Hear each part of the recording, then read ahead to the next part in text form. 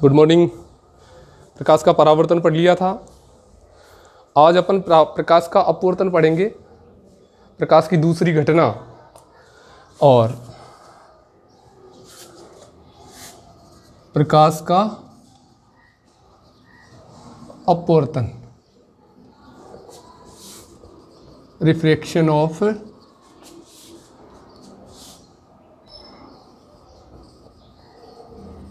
Light. प्रकाश का अपवर्तन का मतलब होता है मुड़ना।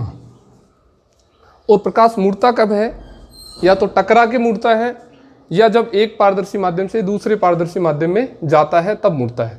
जब प्रकाश एक पारदर्शी माध्यम से दूसरे पारदर्शी माध्यम में प्रवेश करता है तो उसके वेग में परिवर्तन हो जाता है। या तो वेग बढ़ जाता है या वेग कम हो जाता है। वेग में परिवर्तन के कारण प्रकाश मुड़ता है और इसी मुड़ने को अपन क्या कहते हैं?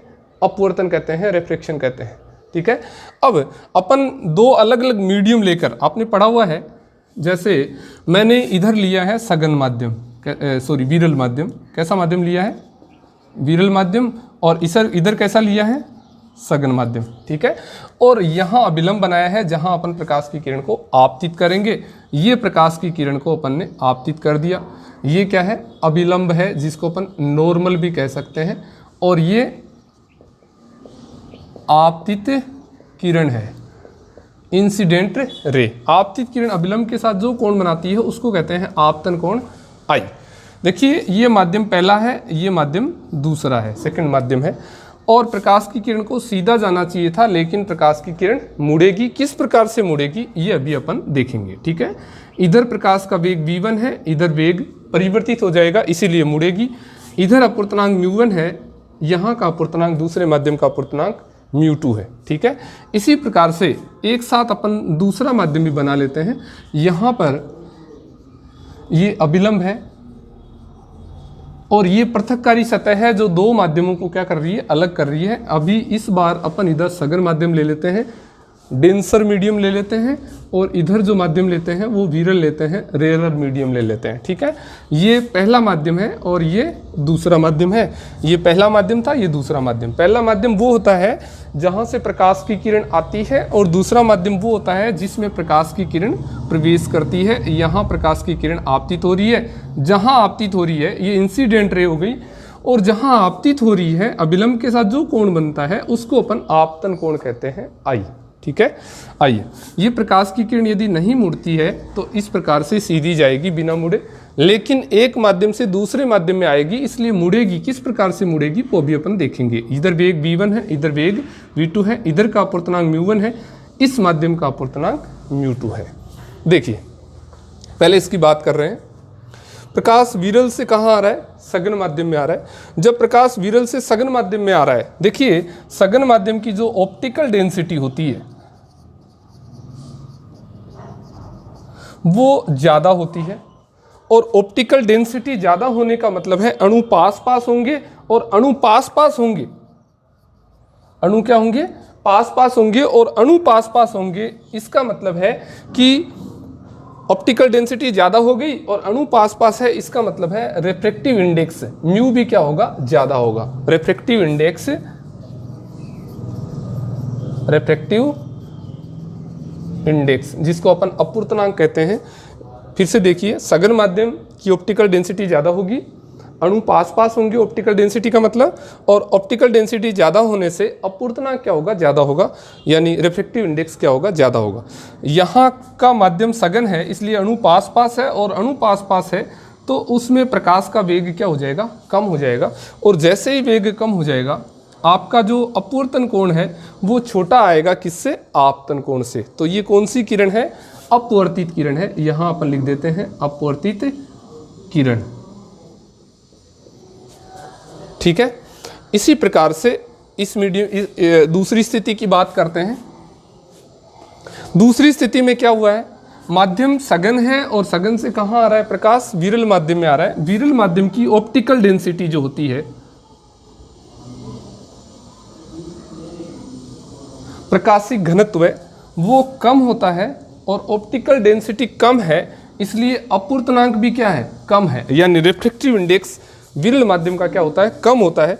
और रिफ्रैक्टिव इंडेक्स कम है, इसका मतलब अणु थोड़े दूर दूर है, और अणु दूर दूर है इसका मतलब वेग बढ़ जाएगा, और वेग बढ़ गया तो प्रकाश की किरण अपवर्तित हो जाएगी, यानी अभिलंब से दूर चली जाएगी। वेग में क्या हो गया, परिवर्तन हो गया, वेग बढ़ गया। इस कोण को कहेंगे अपन अपवर्तन कोण R। ठीक है, ये कौन सी किरण है, अपवर्तित किरण है। अब देखिए यहां पर इसकी अपन बात करते हैं तो क्या क्या हुआ है, यहां पे I ज्यादा है कि R ज्यादा है, यहां पर R कम है, I ज्यादा है, यानी आपतन कोण क्या है, ज्यादा है, और अपवर्तन कोण कम है। एक बात अपने को ये पता लगी है, क्योंकि प्रकाश की किरण अभिलंब की ओर आ गई है, और जैसे ही अभिलंब की ओर आ गई है R का मान क्या हो गया, कम हो गया। आइए 2 नंबर, जैसे ही प्रकाश विरल माध्यम से सघन माध्यम में आया, पहले माध्यम में वेग v1 था, इसका वेग में परिवर्तन होकर वेग क्या हो गया, v2 हो गया। यहाँ पे v1 ज़्यादा होगा कि v2 होगा, ये देखने के लिए अपने को पता है कि माध्यम सघन है और सघन में अणु पास पास होते हैं, इसलिए वेग क्या हो गया, कम हो गया, यानी v1 ज़्यादा था और v2 कम हो गया। इसी प्रकार से 3 नंबर अपन देखेंगे रिफ्रैक्टिव इंडेक्स से, μ1 और μ2 में से कौन सा ज़्यादा है। आइए, माध्यम सघन था, ऑप्टिकल डेंसिटी ज़्यादा थी, माध्यम विरल की ऑप्टिकल डेंसिटी कम होती है। यहाँ ऑप्टिकल डेंसिटी ज़्यादा है, इसलिए अणु पास पास है, और अणु पास पास होने का मतलब है अपवर्तनांक ज़्यादा है, तो दूसरे माध्यम का अपवर्तनांक ज़्यादा है। कौन से माध्यम से, पहले माध्यम से। ठीक है, और तीसरा, ये प्रकाश की किरण देखिए सीधी जानी चाहिए थी, लेकिन इस कोण से मुड़ गई, इसको कहते हैं एंगल ऑफ डेविएशन। किस कोण से प्रकाश की किरण मुड़ी है, डेल्टा कोण से मुड़ी है, इसलिए अपन इसको क्या कहेंगे, विचलन कोण कहेंगे। प्रकाश किस कोण से विचलित हो गया, डेल्टा कोण से विचलित हो गया, इसलिए डेल्टा का मान क्या आएगा, यहाँ पर डेल्टा की वैल्यू आएगी I माइनस R। जो बड़ा कोण है I और R में से, उसमें से छोटा कोण घटा देंगे। क्यों घटा देंगे, क्योंकि साधारण सी गणित है, ये I और ये R प्लस डेल्टा, ये I R प्लस डेल्टा के क्या होगा, बराबर होगा। I R प्लस डेल्टा के बराबर होगा, अपन यहाँ लिखते हैं I equal to R plus delta, शीर्षाभिमुख कोण है, तो यहाँ डेल्टा निकालेंगे तो R को इधर पक्षांतरण कर देंगे, तो I माइनस क्या आ जाएगा, R आ जाएगा। तो आपका डेल्टा क्या आ गया, R माइनस I आ गया। अब वही बातें यहाँ पे देखते हैं। आइए, सबसे पहले सघन से विरल में आया प्रकाश, अभिलंब से दूर हट गई प्रकाश की किरण, इसलिए I छोटा है और R क्या होगा, बड़ा होगा। आइए 2 नंबर, यहाँ पे अपन ने कहा था कि v1 ज़्यादा था v2 से, क्योंकि प्रकाश किरण सघन में आई थी और सघन में आने से वेग कम हो गया था। इधर देखो, सघन से विरल में आई है, डेंसर से रेयरर में आई है, इसलिए प्रकाश की किरण का वेग बढ़ गया, और वेग बढ़ गया तो v2 ज़्यादा हो गया किससे, v1 से। आइए 3 नंबर अपन बात करते हैं रिफ्रैक्टिव इंडेक्स की, अपवर्तनांक की। ठीक है, यहाँ कौन सा माध्यम है, सघन। सघन माध्यम की ऑप्टिकल डेंसिटी ज़्यादा और अणु पास पास, अणु पास पास इसलिए अपवर्तनांक ज़्यादा। यहाँ पे विरल माध्यम की ऑप्टिकल डेंसिटी कम और अणु दूर दूर, अणु थोड़े दूर दूर है, इसलिए अपवर्तनांक क्या होगा, कम होगा। ठीक है, तो μ1 ज़्यादा होगा किससे, μ2 से, ये अपने को पता लग गया। इसी प्रकार से एंगल ऑफ डेविएशन देखते हैं, विचलन कोण। आइए, ये सीधी जानी चाहिए थी प्रकाश की किरण, लेकिन इधर मुड़ गई, कितने कोण से मुड़ गई, डेल्टा कोण से मुड़ गई, इसको कहते हैं विचलन कोण। और ये विचलन कोण जो आएगा वो फिर वही बात है, यहाँ I और R में से जो बड़ा एंगल है उसमें से छोटा एंगल घटा देंगे, जैसे अभी इधर अपन ने किया था, R माइनस क्या आ जाएगा, I आ जाएगा, तो ये क्या आ गया, विचलन कोण आ गया। ये इस स्थिति में हो गया। यहाँ प्रकाश की किरण अभिलंब की ओर आई है वेग कम होने से, यहाँ वेग बढ़ने से अभिलंब की ओर, अभिलंब से दूर हट गई है। ये जो घटना हुई है प्रकाश की, इसी को अपन क्या कहते हैं, अपवर्तन कहते हैं। ठीक है, अब डेफिनेशन कैसे लिखेंगे, जब प्रकाश की किरण एक पारदर्शी माध्यम से, ये एक पारदर्शी माध्यम है, उससे दूसरे पारदर्शी माध्यम में प्रवेश करती है, तो ये जो पृथककारी सतह है, इस सतह पर अपने पथ से क्या हो जाती है, विचलित हो जाती है। ये देखो सीधी आनी चाहिए थी और विचलित हो गई। ठीक है, विचलित हो गई, विचलित या तो ये अभिलंब से दूर जाएगी या अभिलंब के पास आएगी, 2 स्थितियां हो सकती है। ये डिपेंड करेगा कि जो दूसरा माध्यम है वो किस प्रकार का है। यदि माध्यम सघन है तो अणु पास पास होंगे, पास पास होने से वेग क्या हो जाएगा, कम हो जाएगा, तो वेग कम होने से अभिलंब की ओर मुड़ जाएगी। दूसरी स्थिति में क्या हुआ है, जब प्रकाश की किरण एक पारदर्शी माध्यम से दूसरे पारदर्शी माध्यम में प्रवेश करती है तो इस पृथककारी सतह पर अपना जो पथ था उस पथ से क्या हो गई, विचलित हो गई, डेविएट हो गई, और इसी डेविएट को या बेंड हो गई, इसी बेंडिंग को अपन क्या कहते हैं, रिफ्रैक्शन कहते हैं। ठीक है, आइए किस कोण से विचलित हो गई, डेल्टा कोण से। और यहाँ पर अभिलंब से दूर क्यों हटी, क्योंकि वो सघन से कहाँ आ रहा था, प्रकाश विरल में आ रहा था, और जब विरल में प्रकाश आ रहा था अणु विरल माध्यम के क्या होते हैं, दूर दूर होते हैं, और अणु दूर दूर होने से वेग का मान क्या हो जाता है, बढ़ जाता है, और जैसे ही वेग बढ़ेगा प्रकाश की किरण अभिलंब से दूर हट जाएगी। ठीक है, दो बातें, एक बात यहाँ ध्यान रखिएगा, V1 ज़्यादा है, V2 कम है, μ1 कम है, μ2 ज़्यादा है। इसका मतलब है वेग जो है वो अपूर्णांक के क्या हो गया, व्युत्क्रमानुपाती हो गया। तो यहाँ से अपने को ये पता लग रहा है कि वेग व्युत्क्रमानुपाती होता है किसके, अपूर्णांक के, रिफ्रैक्टिव इंडेक्स के।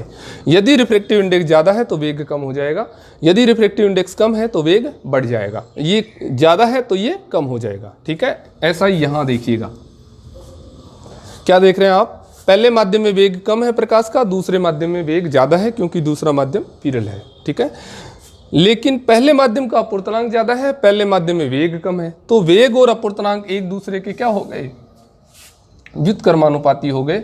यानी वेग जो है वो व्युत्क्रमानुपाती होता है किसके, अपूर्णांक के। जब अपन अपूर्णांक पढ़ेंगे तो इसको और डिटेल से पढ़ेंगे। ठीक है, तो ये सामान्यतः जानकारी हो गई किसकी, अपवर्तन की। तो इसको पॉज करेंगे वीडियो को और दोनों स्थितियां बना करके आप लोग एकदम समझते हुए ये देखेंगे कि I ज़्यादा है कि R ज़्यादा है, V1 ज़्यादा है कि V2 ज़्यादा है, डेविएशन एंगल कैसे निकालते हैं। तो ये दोनों स्थितियों में आप वीडियो को पॉज करके अपने आप लिख करके देखेंगे और इसको नोट डाउन करेंगे। ठीक है, इसके बाद अपन अपवर्तन के नियम पढ़ते हैं।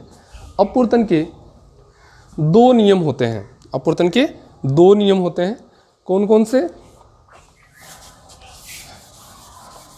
तो प्रकाश का मुड़ना क्या हो गया, अपवर्तन हो गया, बेंडिंग हो गई लाइट। कौन से माध्यम के कारण मुड़ी है प्रकाश की किरण, दूसरे माध्यम के कारण मुड़ी है। और अपवर्तन के दो नियम होते हैं,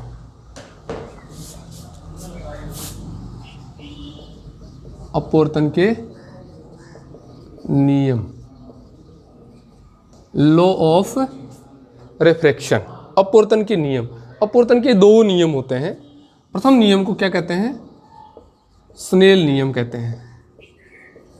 स्नेल नियम क्या कहता है कि जो आपतन कोण है I, यानी अभिलंब के साथ आपतित किरण जो कोण बनाती है उसको कहते हैं आपतन कोण। ठीक है, उसके बाद जो अपवर्तन कोण है R, यानी अपवर्तित किरण अभिलंब के साथ जो कोण बनाती है उसको कहते हैं अपवर्तन कोण R। ठीक है, स्नेल नियम ये कहता है कि आपतन कोण की ज्या, sign angle of incident angle, और अपवर्तन कोण की ज्या मतलब sign angle of refraction angle. ठीक है, आपतन कोण की ज्या और अपवर्तन कोण की ज्या का जो अनुपात होता है वो कांस्टेंट होता है, नियत होता है, और ये नियतांक किसके बराबर होता है, अपवर्तनांक के बराबर होता है। और ये नियतांक अपवर्तनांक के बराबर होता है, ये अपवर्तनांक होता है दूसरे माध्यम का पहले माध्यम के सापेक्ष। क्यों, क्योंकि प्रकाश की किरण पहले माध्यम में नहीं मुड़ी है, जैसे ही माध्यम दूसरा आया है तो प्रकाश की मुड़ी है, यानी मुड़ने का कारण क्या हो गया, दूसरा माध्यम, और दूसरे माध्यम के कारण प्रकाश मुड़ा है, इसलिए दूसरे माध्यम का अपवर्तनांक होगा कौन से माध्यम के सापेक्ष, पहले माध्यम के सापेक्ष, और इसको अपन लिखेंगे μ2 बट्टा μ1। ठीक है, अभी अभी अपन ने देखा था कि अपवर्तनांक जो होता है वो वेग के क्या होता है, व्युत्क्रमानुपाती होता है, और अपवर्तनांक वेग के व्युत्क्रमानुपाती होता है, इसलिए μ2 अपॉन μ1 को क्या लिख सकते हैं अपन, v1 अपॉन v2 लिख सकते हैं। तो इसको अपन कहते हैं स्नेल नियम। लिखेंगे कैसे इसको, आपतन कोण की ज्या और अपवर्तन कोण की ज्या का जो रेशो होता है, अनुपात होता है, वो नियतांक होता है, और ये नियतांक होता है क्या है, माध्यम का अपवर्तनांक होता है। कौन से माध्यम का अपवर्तनांक होता है, प्रकाश दूसरे माध्यम के कारण मुड़ा है, इसलिए दूसरे माध्यम का अपवर्तनांक होता है विथ रिस्पेक्ट फर्स्ट मीडियम, यानी पहले माध्यम के सापेक्ष। तो दूसरे माध्यम का अपवर्तनांक पहले माध्यम के सापेक्ष, और अभी अभी अपन ने देखा था कि अपूर्णांक और वेग एक दूसरे के क्या है, व्युत्क्रमानुपाती है, इसलिए अपन μ2 बट्टा μ1 को क्या लिख सकते हैं, v1 बट्टा v2 लिख सकते हैं। इसको अपन कहते हैं स्नेल नियम। यानी अपने पास आ गया sine I upon sine R equal to μ2 upon μ1, और ये क्या हो गया, μ1 को इससे मल्टीप्लाई कीजिए, μ1 sine I equal to μ2 sine R, तो μ2 साइन आर, ये स्नेल नियम है। अब द्वितीय नियम, द्वितीय नियम, दूसरा नियम क्या होता है, दूसरा नियम ये होता है कि आपतित किरण, अभिलंब और अपवर्तित किरण तीनों एक ही तल में होते हैं। मतलब ये हुआ incident ray, normal and reflected ray all are in single plane. Single plane का मतलब है कि आपतित किरण, मान लीजिए ये कोई पृथककारी सतह है, इससे नीचे दूसरा माध्यम है, ऊपर दूसरा माध्यम है, तो प्रकाश की किरण मान लीजिए इस प्रकार से आ रही है, यहाँ क्या बनाएंगे, अभिलंब बनाएंगे, तो अपवर्तित होते हुए सामने से अपन देखेंगे तो तीनों क्या दिखनी चाहिए आपको, एक ही तल में दिखनी चाहिए। अभी जो बोर्ड पे है आपतित किरण, अभिलंब और अपवर्तित किरण तीनों बोर्ड के तल में है, यानी तीनों एक ही तल में स्थित है। तो क्या लिखेंगे, आपतित किरण, अभिलंब व अपवर्तित किरण तीनों एक ही तल में स्थित होते हैं। आपतित किरण, अभिलंब यानी नॉर्मल एवं अपवर्तित किरण, अपवर्तित किरण तीनों एक ही तल में स्थित होते हैं, तल में स्थित होते हैं। यानी आपतित किरण, अभिलंब और अपवर्तित किरण तीनों एक ही तल में स्थित होते हैं। ये अपवर्तन का कौन सा नियम है, दूसरा नियम है। अब अपन स्नेल नियम को अपवर्तनांक पढ़ते हैं पहले, और उसके बाद स्नेल नियम को थोड़ा सा और डिटेल से पढ़ते हैं। ठीक है, तो पोज करके फिर से इसको उतार लीजिए, ये आपका उतारा हुआ है, इसको उतार लीजिए। ठीक है, अपवर्तन के दो नियम हो गए, कौन कौन से, स्नेल नियम जो ये कहता है कि आपतन कोण की ज्या और अपवर्तन की कोण की ज्या का अनुपात नियत होता है और वो माध्यम के अपवर्तनांक के बराबर होता है। और द्वितीय नियम ये कहता है कि आपतित किरण, अपवर्तित किरण एवं अभिलंब तीनों एक ही तल में स्थित होते हैं। ये आपका स्नेल नियम है। ठीक है, उसके बाद अपवर्तनांक क्या होता है, रिफ्रैक्टिव इंडेक्स। जैसा कि अपन यहाँ पढ़ चुके हैं कि अपवर्तनांक साइन आई अपॉन साइन आर स्नेल नियम में, और अपवर्तनांक होता है दूसरे माध्यम का कौन से माध्यम के सापेक्ष, पहले माध्यम के सापेक्ष, और ये होता है v1 अपॉन v2। यानी अपवर्तनांक क्या हो गया, बराबर प्रथम माध्यम में प्रकाश का वेग अपॉन द्वितीय माध्यम में प्रकाश का वेग। और इसको अपन लिखेंगे पहले माध्यम में वेग v1, दूसरे माध्यम में वेग v2। अपवर्तनांक कौन से माध्यम का है, दूसरे माध्यम का, किसके सापेक्ष, पहले माध्यम के सापेक्ष। दूसरे माध्यम का क्यों है, क्योंकि प्रकाश दूसरे माध्यम के कारण मुड़ता है, जब प्रकाश दूसरे माध्यम में प्रवेश करता है तब मुड़ता है, इसलिए दूसरे माध्यम का अपवर्तनांक लेते हैं कौन से माध्यम के सापेक्ष, प्रथम माध्यम के सापेक्ष। तो अपवर्तनांक हो गया v1 अपॉन v2। μ21 को अपन क्या लिख सकते हैं, μ2 अपॉन μ1 लिख सकते हैं। तो ये क्या हो गया आपका, μ21 equal to μ2 upon μ1 equal to v1 upon v2। ये अपवर्तनांक हो गया। ठीक है, अब देखिए आप ये जानते हैं कि v इक्वल टू क्या होता है, n लेमडा। v वेग है जो डिपेंड करता है माध्यम पर, लेमडा तरंग दैर्ध्य है जो डिपेंड करता है माध्यम पर यानी मीडियम पर, वेवलेंथ मीडियम पर डिपेंड करती है, वेलोसिटी भी लाइट की मीडियम पर डिपेंड करती है, लेकिन जो फ्रिक्वेंसी है वो स्रोत पर डिपेंड करती है, जो सोर्स होता है उस पर डिपेंड करती है। पर सेकंड जो वाइब्रेशन होते हैं, कंपन होते हैं, उसको अपन क्या कहते हैं, आवृत्ति कहते हैं, फ्रीक्वेंसी कहते हैं। ये डिपेंड करती है स्रोत पर।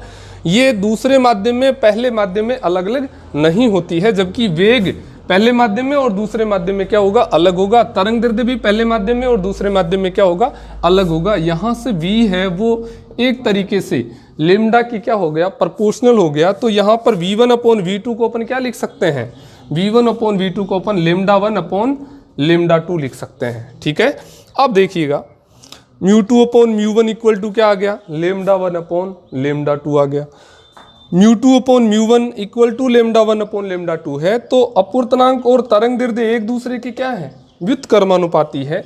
और व्युत्क्रमानुपाती है तो म्यू व्युत्क्रमानुपाती है किसके, वेवलेंथ के, लेमडा के। अगर लेमडा ज़्यादा है, वेवलेंथ ज़्यादा है, तो इसका मतलब है रिफ्रैक्टिव इंडेक्स क्या आएगा, कम होगा। और यदि लेमडा कम है तो रिफ्रैक्टिव इंडेक्स क्या होगा, ज़्यादा होगा।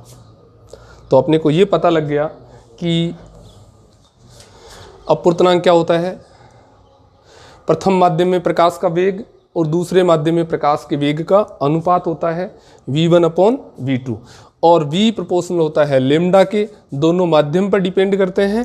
तो v प्रोपोर्शनल लेमडा है तो अपन इसको लिख सकते हैं v1/v2 को λ1/λ2। यहाँ μ2/μ1 इक्वल टू आया λ1/λ2। इसका मतलब अपूर्णांक जो है व्युत्क्रमानुपाती है किसके, वेवलेंथ के, तरंग दैर्ध्य के। यदि वेवलेंथ ज़्यादा तो अपूर्णांक कम होगा, यदि वेवलेंथ कम तो अपूर्णांक ज़्यादा होगा। वेवलेंथ कम कौन से कलर की होती है, वेवलेंथ ज़्यादा कौन से कलर की होती है, रेड कलर की। तो रेड कलर के लिए अपूर्णांक क्या होगा, कम होगा।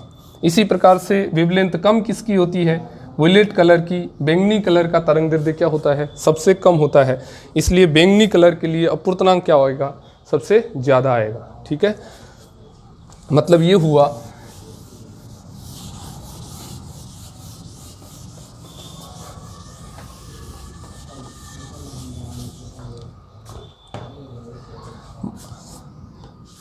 जैसे ये माध्यम है और ये पहला माध्यम है, ये दूसरा माध्यम है। ठीक है, यहाँ से प्रकाश की किरण आपतित हो रही है, ये लो, ये प्रकाश की एक बार तो अपन रेड कलर का लाइट इंसिडेंट कर रहे हैं, और दूसरी बार इधर से इसी पाथ से अपन वोयलेट कलर की लाइट को इंसिडेंट कर रहे हैं, बैंगनी रंग की लाइट को इंसिडेंट कर रहे हैं। यदि प्रकाश नहीं मुड़ेगा तो ऐसे जाएगा, क्योंकि जो पहला मीडियम है वो विरल है और ये कैसा है, सघन है। ये डेंसर मीडियम है, ये रेरर मीडियम है। सघन माध्यम का अपूर्णांक क्या होगा, ज़्यादा होगा, इसलिए वेग कम होगा। दोनों ही किरणें, देखिए यहाँ पर किरण दो भागों में विभाजित हो जाएगी। एक के लिए अपूर्णांक थोड़ा कम होगा, एक के लिए अपूर्णांक थोड़ा ज़्यादा होगा।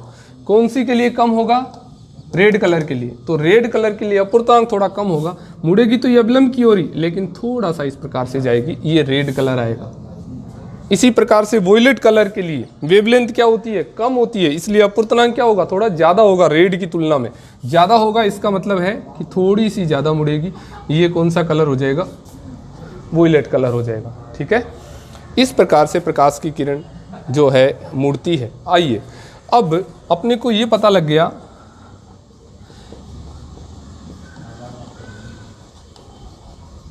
कि अपूर्णांक की डिपेंडेंस किस पे है, किस पर अपूर्णांक निर्भर करता है। एक तो अपन ने पहले ही पढ़ा था कि माध्यम अलग होने के कारण अपूर्णांक क्या होता है, अलग होता है। ऑप्टिकल डेंसिटी जिसकी ज़्यादा होती है उसका अपूर्णांक क्या होगा, माध्यम का ज़्यादा होगा। ठीक है ना, तो अपूर्णांक किस पर निर्भर करेगा, नेचर ऑफ मीडियम, यानी माध्यम की प्रकृति पर निर्भर करता है। दूसरा आपतित प्रकाश के तरंग दैर्ध्य पर भी निर्भर करता है। तो आप लिखेंगे आपतित प्रकाश के रंग पर। तो क्वेश्चन यदि ये आए कि डिपेंडेंस बताइए किसकी, रिफ्रैक्टिव इंडेक्स की, तो आप बताएंगे माध्यम की प्रकृति, नेचर ऑफ मीडियम। आपतित प्रकाश के रंग पर, यानी जो कलर होगा इंसिडेंट लाइट का, उस कलर पे भी डिपेंड करेगा कौन, रिफ्रैक्टिव इंडेक्स। तो रिफ्रैक्टिव इंडेक्स क्या हो गया, रिफ्रैक्टिव इंडेक्स हो गया पहले माध्यम में वेग और दूसरे माध्यम में वेग का अनुपात, इसको अपन क्या कहते हैं, रिफ्रैक्टिव इंडेक्स कहते हैं। ठीक है, किस पर निर्भर करता है, निर्भर करता है माध्यम की प्रकृति पर और आपतित प्रकाश के रंग पर निर्भर करता है।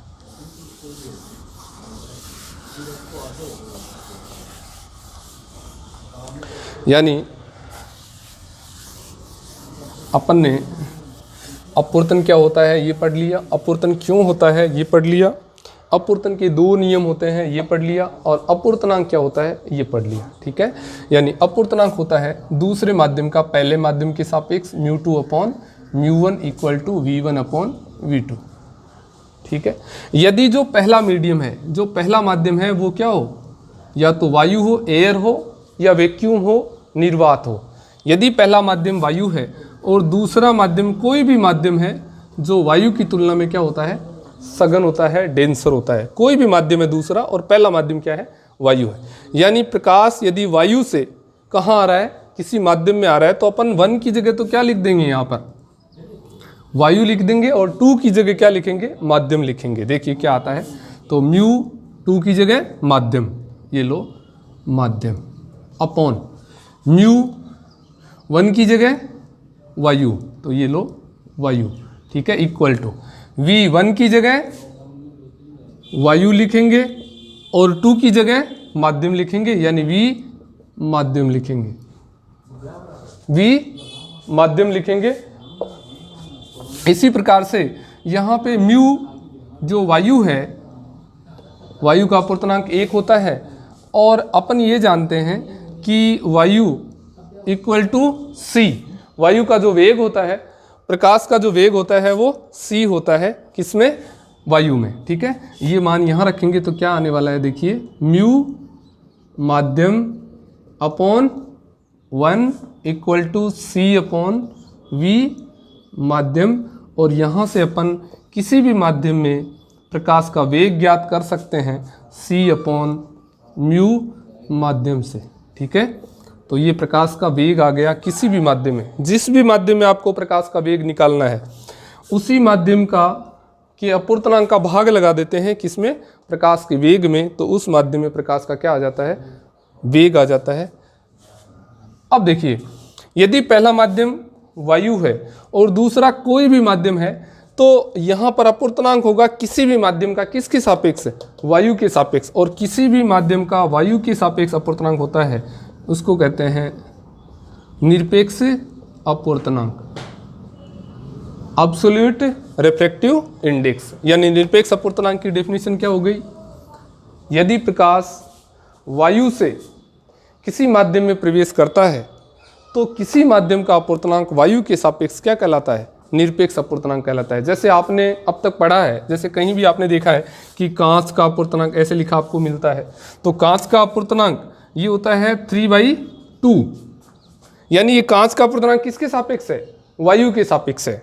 इसी प्रकार से मान लो आपको लिखा मिलता है कि अपवर्तनांक किसका, जल का, और ये होता है 4/3। इसका मतलब है अपवर्तनांक जो जल का है 4/3 वो किसके सापेक्ष है, वायु के सापेक्ष। यानी पहला माध्यम क्या है, वायु है, इधर वायु है, इधर कोई भी माध्यम है जो वायु की तुलना में क्या है, सघन है। इस प्रकार से प्रकाश की किरण आ रही है और वो किधर मुड़ जाएगी, अभिलंब की ओर मुड़ जाएगी, सघन माध्यम में जैसे ही आएगी। यानी यहाँ जो अपवर्तनांक होगा वो किसके सापेक्ष है, वायु के सापेक्ष, और इसी अपवर्तनांक को क्या कहते हैं अपन, निरपेक्ष अपवर्तनांक कहते हैं। इसको इस प्रकार से लिखा जाता है। ठीक है, अब देखिए किसी भी माध्यम में आप वेग निकाल सकते हैं किसका, प्रकाश का, और किसी भी माध्यम में वेग निकालने के लिए अपन क्या करेंगे, प्रकाश के वेग में उस माध्यम के अपवर्तनांक का भाग लगा देते हैं। जैसे मान लीजिए क्वेश्चन है, जैसे यदि कांच का अपवर्तनांक रिफ्रैक्टिव इंडेक्स जो है वो 3/2 हो तो कांच में प्रकाश का वेग ज्ञात करो। ये क्वेश्चन है, किस में वेग निकालना है, कांच में। कांच का अपूर्णांक कितना है 3/2। किसी भी माध्यम में वेग ये होता है c बटा उस माध्यम का अपूर्णांक। ठीक है, अपने को वेग किस में निकालना है, कांच में, ग्लास में।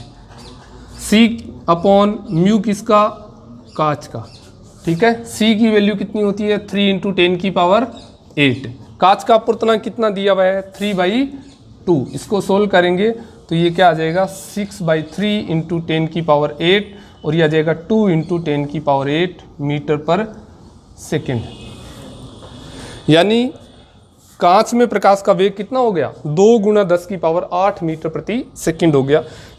जिसमें माध्यम में वेग निकालना है उस माध्यम के अपूर्णांक का प्रकाश के वेग में क्या लगा देते हैं, भाग लगा देते हैं। ठीक है, आपने ये भी पढ़ा है कि v समानुपाती क्या होता है लेम्डा। तो जो फॉर्मूला वेग का होगा वही किसका होगा, वेवलेंथ का होगा। तो किसी भी माध्यम में वेवलेंथ कितनी होगी, यहाँ देखिए वेग किसका, प्रकाश का वेग किसमें, वायु में। तो यहाँ लेम्डा किसका, किसमें, वायु में। वेवलेंथ किसमें, वायु में, अपॉन माध्यम का अपूर्णांक। अपूर्णांक कितना होगा म्यू माध्यम। तो दोनों फॉर्मूले एक जैसे हैं, ये और ये। तो आपको वेवलेंथ यदि दी हुई है किसमें, वायु में, तो आप वेवलेंथ निकाल सकते हैं किसमें, माध्यम में, जब आपको उस माध्यम का क्या दिया हुआ है, रिफ्रैक्टिव इंडेक्स दिया हुआ है। देखिए नेक्स्ट प्रॉब्लम करते हैं।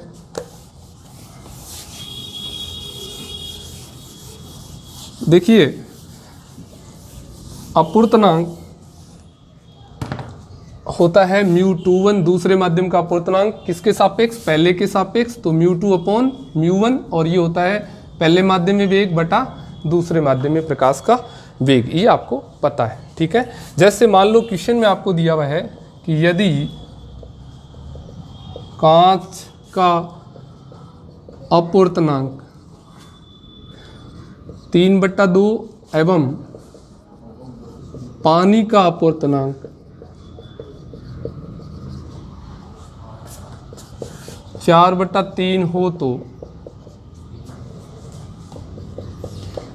कांच का किसके सापेक्ष, पानी के सापेक्ष, और पानी का किसके सापेक्ष, कांच के सापेक्ष क्या ज्ञात करो, अपूर्णांक ज्ञात करो। ये क्वेश्चन मान लो आपको दिया हुआ है। आइए सॉल्यूशन करते हैं इसका। सबसे पहले आपको दिया हुआ क्या है, कांच का अपूर्णांक। रिफ्रैक्टिव इंडेक्स दिया हुआ है ग्लास का कितना 3/2। कौन सा रिफ्रैक्टिव इंडेक्स है, ये अब्सोल्यूट रिफ्रैक्टिव इंडेक्स है, यानी प्रकाश वायु से कहाँ जा रहा है, कांच में जा रहा है। उस स्थिति में उसका अपूर्णांक कितना है 3/2 है। आइए उसके बाद पानी का अपूर्णांक आपको दिया हुआ है, कितना दिया हुआ है 4/3, 4/3।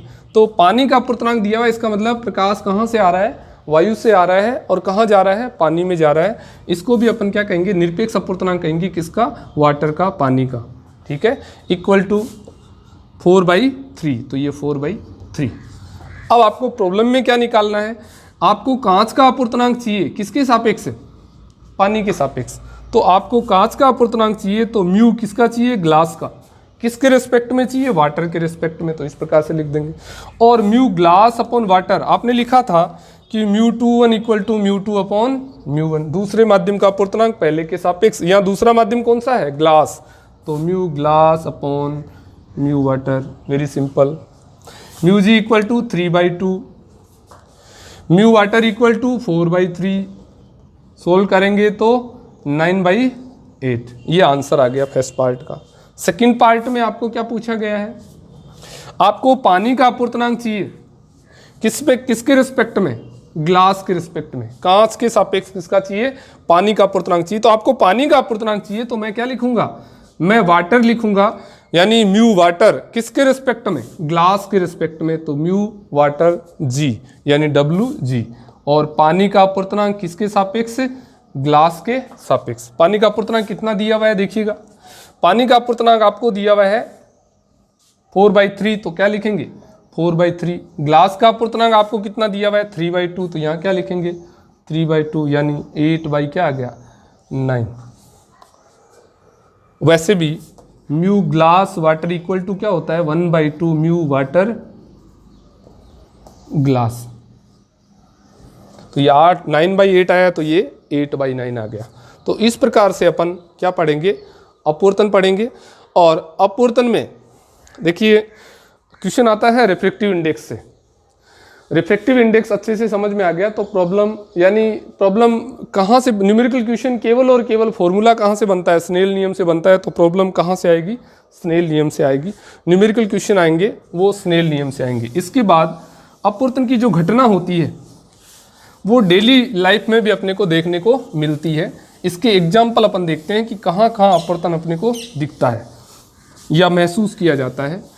आपने देखा होगा कि तारे टिमटिमाते हुए दिखाई देते हैं, तारे टिमटिमाते हुए दिखाई देते हैं, ट्विंकलिंग ऑफ स्टार। ये किसके कारण होता है, अपवर्तन के कारण होता है।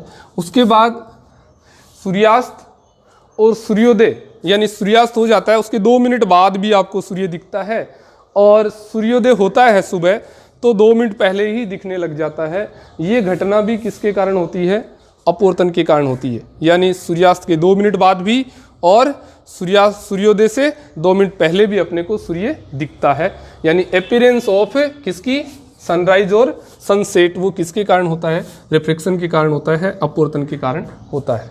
आप यदि पानी के अंदर या किसी ग्लास में पानी भरा हुआ है और उस गिलास में यदि आप क्या डालते हैं, पेंसिल डालते हैं, तो जहाँ पर पृथककारी सतह है किसकी, वायु की और पानी की, वहाँ से पेंसिल मुड़ी हुई दिखाई देती है। तो ये पेंसिल का मुड़ा हुआ दिखाई देना भी किसके कारण होता है, अपवर्तन की घटना के कारण होता है। और अपवर्तन आपको कहाँ देखने को मिलता है, यदि किसी टब में या बाल्टी में पानी है तो उसका जो पैंदा है वो थोड़ा सा आपको क्या दिखाई देगा, ऊपर उठा हुआ दिखाई देगा। ये अपवर्तन का ये उदाहरण हो गए जो आपने पहले ही पढ़े हैं। धन्यवाद। इससे आगे का जो वीडियो बनेगा उसमें अपन अपवर्तन के आगे का पार्ट पढ़ेंगे, कुछ प्रॉब्लम्स करेंगे। धन्यवाद।